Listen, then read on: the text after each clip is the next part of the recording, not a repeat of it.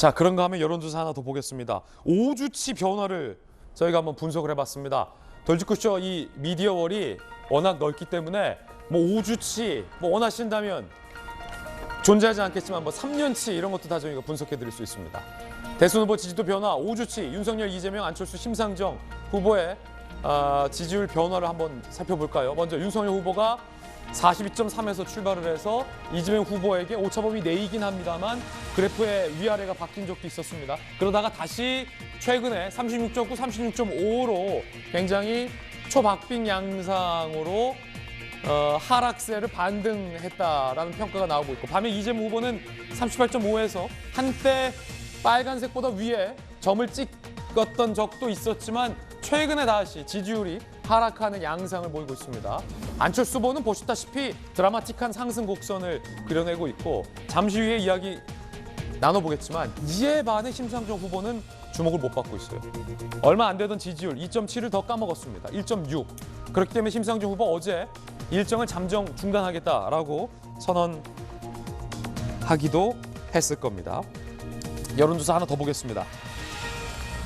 지금까지는 이 지지율이 결과였고, 또 다른 여론조사는 당선 가능성에 대해서 묻는 여론조사도 있었습니다. 내가 누구를 지지했는지와는 별개로 누가 당선될 것 같냐라고 물어봤을 때 나온 결과입니다. 흥미로워요. 이재명 후보 43.6, 윤석열 후보 41.1로 초박빙, 심상정 1.0, 안철수 7.3, 김동연 0.2인데 김광선 변호사님, 누가 당선될 것 같냐라고 했을 때 이재명, 윤석열 후보가 경합을 벌이는 것은 상식적으로 그려지는 결과였는데, 안철수 후보의 당선 가능성은 안철수 후보가 받고 있는 지지율에 못 미쳐요. 심지어 반토막 정도. 보태면 반토막 정도. 그러니까 내가 지지하는 건 이 정도인데 당선이 좀 안 될 것 같다. 이건 왜 무슨 심리입니까? 일단 이제 지지율과 당선 가능성은 차이가 있죠. 근데 지지는 애가 안철수 후보가 대통령이 안 된다 하더라도 나는 윤석열, 이재명 싫다, 안철수를 찍겠다, 이게 바로 지지도잖아요. 그건 지지, 명쾌해요. 네. 근데 나는 안철수를 찍는데 지금 여론조사 나온 걸 보면 당선은 안 될 것 같아. 그렇지, 나는 찍긴 하는데 당선은 되지 않을 것 같아. 이게 바로 당선과 관련된 지지도거든요. 그런 심리가 있을 수 있거든요. 그럼요. 내가 이 후보를 지지하지만 내가 얘기할게, 당선은 안 될 거야, 이렇게 생각하는 사람도 있다. 난 떨어져도 좋아. 하지만 안철수 후보를 지지할 거야. 이제 그렇게 생각하기 때문에 지지율과 이제 당선 가능성에 대한 여론조사 좀 다를 수 있다고 보고요. 저는 이제 사실 뭐 어느 후보 캠프에서 속하지 않기 때문에 선거운동을 굉장히 유심히 보고 있거든요. 그런데 윤석열 후보가 지난번 이준석 대표와의 어떤 분란 때 굉장히 많이 폭락했잖아요. 그리고 이준석 대표가 봉합이 된 다음에 뭐 점차적으로 회복할 가능성이 있다 이렇게 생각을 했는데, 2주 만에 저렇게 회복하리라고는 좀 예상을 좀 빗나갔어요. 근데 그 원인을 분석해 보면 봉합의 그 영향도 굉장히 있지만 그 이후에 선거운동을 보면 굉장히 트렌드에 맞는 선거운동을 하고 있다고 봐요. 지금 시대가 굉장히 코로나 이후에 엄청나게 세상이 빨리 변하고 있잖아요. 그런데 상당히 디지털 선거운동을 하고 있다, 저는 그런 생각이 들어요. 그에 비해서 이재명, 안철수, 심상정 후보는 이전에 했던 선거운동과 비슷한 아날로그식 선거운동을 하고 있어요. 뭐 예를 들어 심쿵 그런 약속을 한다랄지, 그다음에 59초 숏 그런 선거운동, 그다음에 한 줄짜리 하잖아요. 그러면 그런 것들은 사실은 우리가 뭐 예를 들어 병사 200만 원 월급, 그러면 200만 원 월급을 보고 뭔 근거로 뭐 하겠다는 거야, 그렇게 읽는 사람 별로 없어요. 200만 원 월급 나는 좋아, 나는 싫어, 그러거든요. 이번에 멸콩과 관련돼서도 나는 저거 좋아, 싫어, 이렇게 지지자의 어떤 결집, 그걸 결정할 수 있고 이걸 논란을 일으키잖아요. 그리고 결과적으로 성공을, 어떤 주목을 받는 데를 성공을 했다.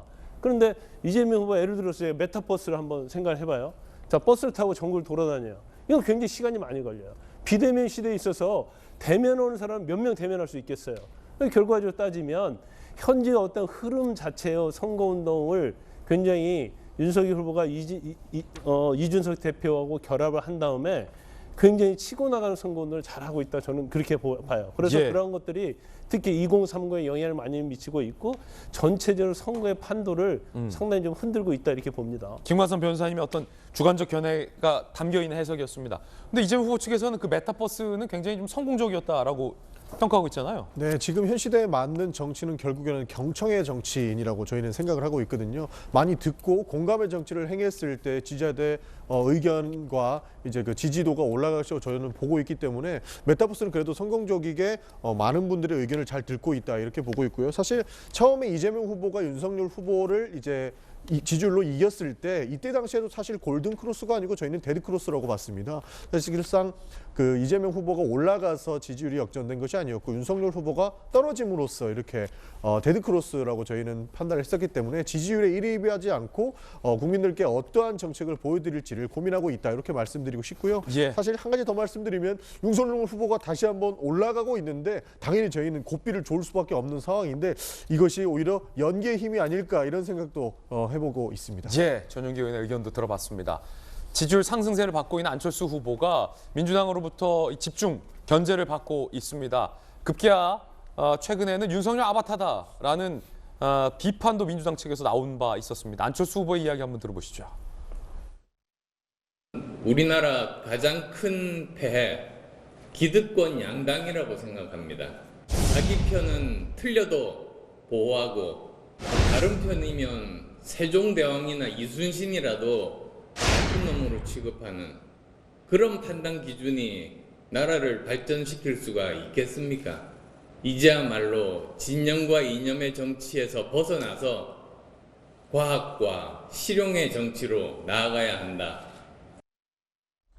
자, 그런가 하면 심상정 후보가 일정을 중단하기도 했습니다. 아마도 이 낮은 지지율 탓으로 브레이크를 걸고 점검을 하겠다라는 차원인 것 같습니다.